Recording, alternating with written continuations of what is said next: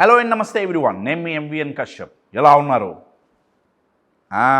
అన్షేకబుల్గా ఉన్నారా? ఫెంటాస్టిక్. ఇప్పుడు మీకు బ్లడ్ ప్రెషర్ ఎక్కువ అయిందనుకోండి, ఏమవుతుంది? రక్తపోటు ఓవర్ అయిందనుకోండి, ఏమవుతుంది? చాలా ఇబ్బంది కలుగుతుంది కదా. మీరు ఓవర్గా తినేశారనుకోండి, ఏమవుతుంది? ఇబ్బంది అవుతుంది, హెల్త్ పాడవుతుంది. మీరు ఒక టైర్లో ఓవర్గా గాలి కొట్టేశారనుకోండి, ఏమవుతుంది? పేలుతుంది. ఒక చెట్టుకి ఓవర్గా నీళ్లు పోసారనుకోండి, పెరుగుతుందా చచ్చిపోతుందా? చచ్చిపోతుంది. మీరు ఈ 4 ఎగ్జాంపుల్స్ చూస్తే అవి ఇంపార్టెంటే. మనకి ఫుడ్ ఇంపార్టెంటే, టైర్లో గాలి ఇంపార్టెంటే, లేకపోతే చెట్టుకు నీళ్ళు ఇంపార్టెంటే. కానీ ఓవర్ అయితే మాత్రం చాలా చాలా నష్టం జరుగుతుంది. అలానే మన లైఫ్లో తెలిసో తెలియకో, కాన్షియస్లీ ఆర్ అన్కాన్షియస్లీ కొన్ని పనులు మనం ఓవర్గా చేస్తుంటాం.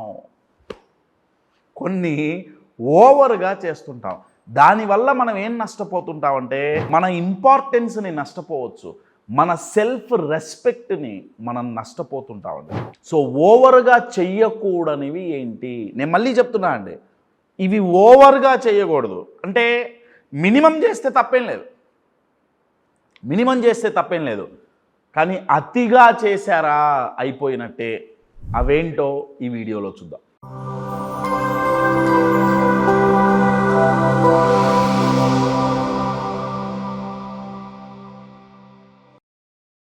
కంటెంట్లోకి వెళ్ళే ముందు అప్కమింగ్ ప్రోగ్రామ్స్ 3 ప్రోగ్రామ్స్ అండి. జూన్ ఎండ్లో June 28th, 29th 2 days programme offline ఆన్లైన్లో జరుగుతుంది. బీ అన్షేకబుల్ అనే ప్రోగ్రామ్ ఉంది. జూలైలో 2 ప్రోగ్రామ్స్ ఉన్నాయి. జూలై బిగినింగ్లో 10 days ప్రోగ్రామ్ అండి. 10 days programme emotional mastery 10 days ఉంటుంది, ఆన్లైన్లోనే ఉంటుంది. లాస్ట్ మంత్ మేము చేసినప్పుడు more than 200 people బెనిఫిట్ అయ్యారు. ఈ ప్రోగ్రామ్ అటెండ్ అయ్యి 10 days ఉంటుంది. అత్యంత తక్కువ ప్రైస్లో ఉంటుంది అది. జూలై ఎండింగ్లో success psychology 2 full days programme, growth గురించి, గోల్స్ గురించి మాట్లాడే ప్రోగ్రామ్ సక్సెస్ సైకాలజీ జూలై ఎండ్లో ఉంటుంది. For more details contact the number on the screen. ఏవి అతిగా చేయకూడదు? ఫస్ట్ వన్, ఓవర్గా సారీ చెప్పటం అండి. దీన్ని ఓవర్ అపాలజైజింగ్ అంటాం. చాలామంది దీన్ని ఇగ్నోర్ చేస్తుంటారు. అంటే కశ్యప్ సారీ చెప్పడం తప్ప కాదండి. మనం తప్పు చేసినప్పుడు సారీ చెప్పటం, క్షమించండి అని అడగటం ఎప్పుడూ తప్పు కాదు. కానీ అతిగా, అంటే వీళ్ళ జీవితం ఎలా ఉంటుందంటే, వీళ్ళు ఒక తప్పు చేస్తారు, చాలా క్లోజ్ పర్సన్ అనుకోండి, భార్య కావచ్చు, భర్త కావచ్చు, చాలా బెస్ట్ ఫ్రెండ్ కావచ్చు, లేకపోతే బాస్ కావచ్చు. వీళ్ళు ఒక తప్పు చేశారు, వీళ్ళకి తెలియకుండా తప్పు చేశారు, తెలిసే చేశారో తెలియకుండా చేశారో, వీళ్ళకి వాళ్ళు కమ్యూనికేట్ చేశారు, రే తప్పైంది నీది, సరిదిద్దుకో. ఇక అంతే మొదలవుతుంది. సారీ అండి, ఏమనుకోవద్దండి, తప్పు చేశాను. ఎదుటి వ్యక్తి ఓకే ఇంకొకసారి చెయ్యొద్దు. వీళ్ళు ఊరుకుంటారా? ఊరుకోరు. మళ్ళీ 1 గంట తర్వాత ఏదో టాపిక్ వస్తుంది, ఏదో డిస్కషన్ వస్తుంది. డిస్కషన్ రాగానే యాక్చువల్గా కరెక్టే, ఈ డిస్కషన్ ఇందాక నేను చేసిన తప్పు కనెక్ట్ అవుతుంది, సారీయా, ఏమనుకోలేగా, మీరేమనుకోలేదు కదా, ఇంకొకసారి మిమ్మల్ని ఇబ్బంది పెట్టినట్టుకు సారీ. పోనీ అక్కడతో ఆగుతారా? మళ్ళీ ఇంకొక 1 గంట తర్వాత, ఇంకొక రోజు తర్వాత మళ్ళీ ఇటువంటి సిచ్యువేషన్ ఏదో వస్తుంది, మళ్ళీ వీళ్ళు ఏం చేస్తారు? సారీ అండి. అర్థమవుతుందా? వీళ్ళు సారీ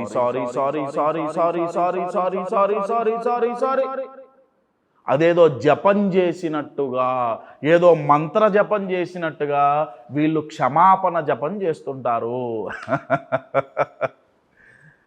ఒక్కసారి ఆలోచించండి, అంతగా మనం ఎందుకు సారీ చెప్తున్నాం? అంటే కశ్యప్ నేను అంత పెద్ద తప్పు చేశా అని రియలైజ్ అయ్యా, నిజమా? కాదండి. ఇక్కడ అతిగా, ఓవర్గా మన పరువు పోతుందేమో, మనల్ని అవతల వాళ్ళు తప్పుగా అనుకుంటారేమో అన్న భ్రమలో పడి అతిగా సారీలు చెప్తుంటాం. అదే ఓవర్ అపాలజైజింగ్ ఏమవుతుందంటే ఓవర్ ప్లీజింగ్లోకి వెళ్ళిపోతుంటుంది. సో ఓవర్గా సారీ చెప్పటం, దీనికి మీరు ఫుల్ స్టాప్ పెట్టాలి, తగ్గియాలి. సెకండ్ చాలా ఇంట్రెస్టింగ్ అనేది, సెకండ్ ఓవర్గా రెస్పెక్ట్ ఎక్స్పెక్ట్ చేయటం. ఇంకా సింపుల్గా చెప్పాలి అంటే వీళ్ళు గౌరవాన్ని అడగరు, గౌరవాన్ని డిమాండ్ చేయటం కూడా కరెక్ట్ వర్డ్ కాదనిపిస్తుంది. వీళ్ళు ఏం చేస్తారంటే గౌరవాన్ని అడుక్కుంటారు. కశ్యప్, నలుగురు నన్ను గౌరవించాలి అనుకోవటం తప్ప, నలుగురు నాకు రెస్పెక్ట్ ఇవ్వాలి అనుకోవటం తప్ప. నేను ఇందాకే చెప్పానండి, చెట్లకి నీళ్లు పోయటం తప్పు కాదు, అతిగా పోయటం తప్పు. టైర్లో గాలి కొట్టడం తప్పు కాదు, ఏం తప్పు? అతిగా కొట్టడం తప్పు. రెస్పెక్ట్ నలుగురు నాకు ఇవ్వాలనుకోవటం తప్పు కాదు, కానీ అడుక్కోవటం, అసలు అడుక్కోవటమే తప్పు, అతిగా అడుక్కోవటం. నేను మీకు ఒక ఎగ్జాంపుల్ ఇస్తాను. ఇప్పుడు ఇది ఎట్లుంటుందంటే, అంటే వాళ్ళు ఒకటి డైరెక్ట్గా అడుక్కోవచ్చు, నాకు నువ్వు గౌరవం ఇవ్వట్లే, నన్ను నువ్వు పట్టించుకోవట్లే, డైరెక్ట్గా అడుక్కోవచ్చు. అలా అడుక్కుంటే ఈజీగానే తెలిసిపోతుంది వీడు అడుక్కుంటున్నాడని. ఇంకొక వే ఆఫ్ అడుక్కోవటం ఏంటయ్యా అంటే అది ఇండైరెక్ట్గా అనమాట. నేను మీకు ఒక ఎగ్జాంపుల్ ఇస్తాను. ఇప్పుడు నలుగురు ఫ్యామిలీ మెంబర్స్ కూర్చున్నారు, ఇంట్లో ఏదో ఒక శుభకార్యం జరగబోతోంది, ఒక పెళ్ళి ఉందనుకోండి, ఏదో ఒక దాని ఏమంటారు శుభలేఖ ఏదో ప్రింటింగ్ ఇవ్వాలి. నలుగురు కూర్చొని చర్చించుకొని ఏదో ఒకటి డిజైన్ చేస్తారు.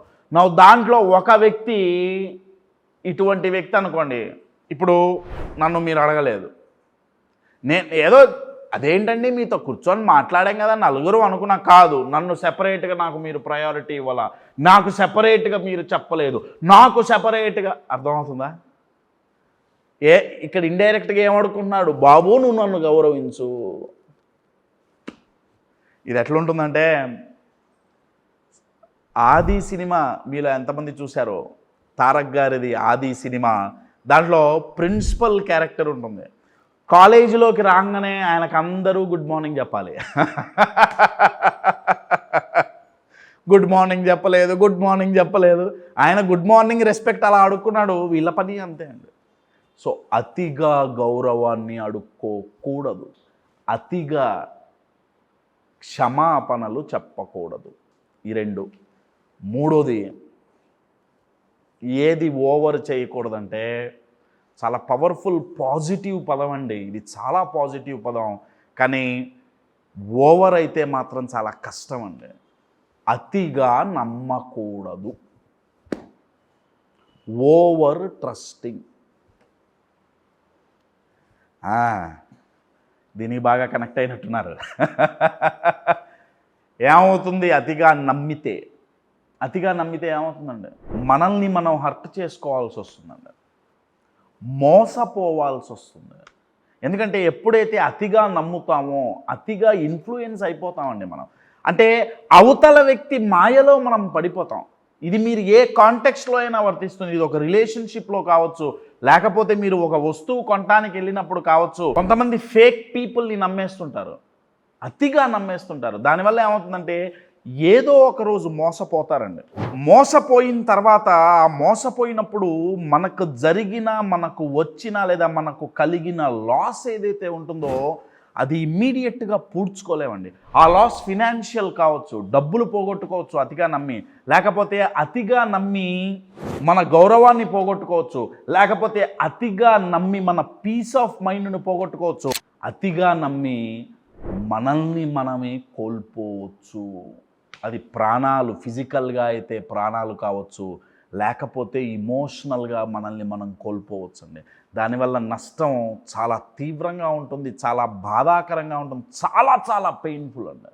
అందుకే ఒక వ్యక్తిని నమ్మేటప్పుడు, ఎక్స్పెషల్లీ వ్యక్తినండి, ఇప్పుడు ఒక మషిన్ని అతిగా నమ్మితే మహా అయితే ఏదో చిన్న ఇబ్బంది రావచ్చు, కానీ ఒక వ్యక్తిని అతిగా నమ్మితే కాదండి.